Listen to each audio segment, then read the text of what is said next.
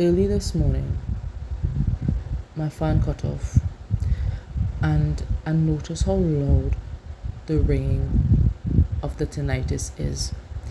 And I was lying in my bed there, and I just talking to God, and I saying to Him, I said, God, teach me how to have faith like these people in the Bible. They didn't care what people had to say about them. They didn't care what people had to think about them. They just reached out to you. They called out to you. They pressed through crowds to get to you. They were desperate, and they were full of expectation that, Jesus, you can heal them. I said, Lord, teach me how to have faith like these people, God.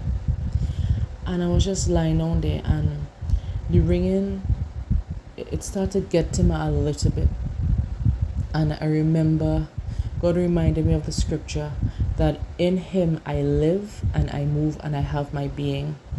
Because when you have tinnitus, you don't live like a normal life, like everybody else would live, right? Because the ringing is very irritating. At times it could be very loud. And it's truly only in the Lord that I live and I move and I have my being. So God just reminded me of that scripture, and He was, as I lie down here on my bed and I was just talking to the Lord, He reminded me that some healing comes fast, some healing take time.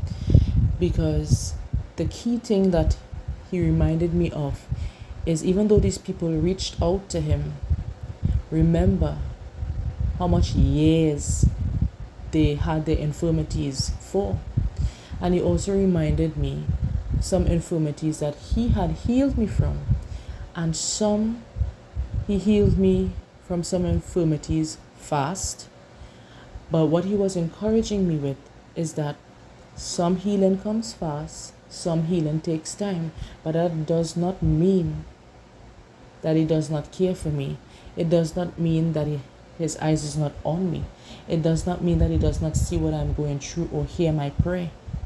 But what He was telling me is that some healing comes fast, some healing takes time. And he reminded me of the people, of how much years that they waited, to be healed. And the Lord just encouraged me, and further encouraged me in faith, as He always does, to continue hoping. I want to encourage you this morning as well. Don't give up. Don't become weary. God may have answered some of your prayer really fast in the past, but now you find it maybe taking long for Him to answer. It's not that it's taking long for Him to answer. Some things He answers right away. Sometimes it takes time, and God alone knows, for His ways are higher than our ways, and His thoughts are higher than our thoughts.